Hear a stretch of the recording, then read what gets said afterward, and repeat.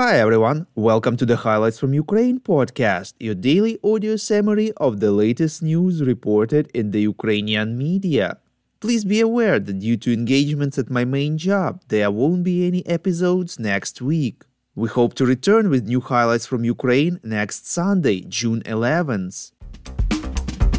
465 days left the Russian invasion of Ukraine. This night, Russia attacked Kyiv with missiles, reports Ukrainska Pravda. According to the local authorities, all air targets were downed.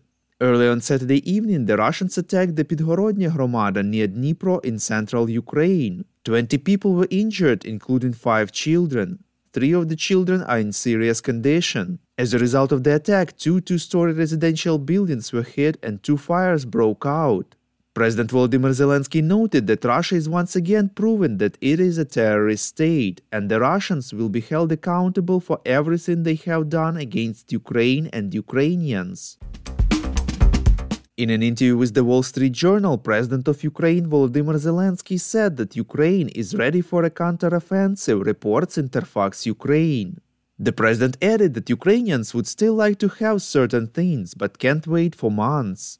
To the question about a possible change of the U.S. administration during the upcoming election, Zelenskyy said that President Joe Biden has been more helpful to Ukraine than President Donald Trump. But at the same time, there was no full-scale war at the time, and Zelenskyy is not sure how Trump would have acted. The head of state stressed the importance of providing Ukraine with the Patriot air defense systems, as these are the only one capable of stopping some types of Russian missiles. The reality is 50 Patriots will, for the most part, prevent people from dying, he said. The Ukrainian president stressed that any counteroffensive without air superiority is very dangerous.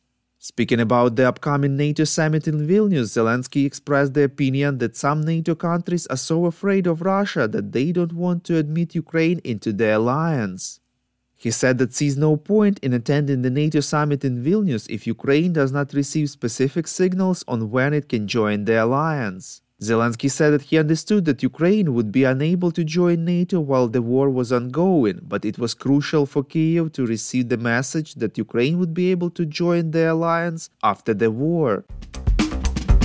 We would really appreciate if you could rate us, ideally with 5 stars, in the apps where you are listening to this podcast: Google Podcast, Apple Podcasts, Spotify, and others. This really helps more people to find highlights from Ukraine and truth about Russia's invasion.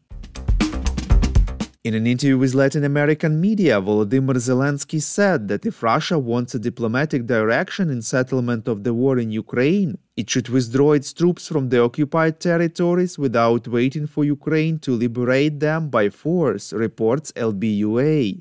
If we knock them out by force, then when we push them out of our territory, what should they talk to us about? What is the point of talking? Said the president. Zelenskyy expressed confidence that any other leadership of the Russian Federation will look for a way out of the situation, and even Russian society already understands that the issue of their internal explosion is a matter of time. Indonesian Defense Minister Prabowo Subianto at the Shangri-La Dialogue Forum in Singapore proposed a peace plan for ending the Russian war in Ukraine, reports Interfax Ukraine. According to the plan, there should be a ceasefire, the creation of a demilitarized zone in which each side retreats 15 kilometers from its current positions. In his opinion, the UN should also organize and hold referendums in the disputed territories in order to objectively confirm the will of the majority of people.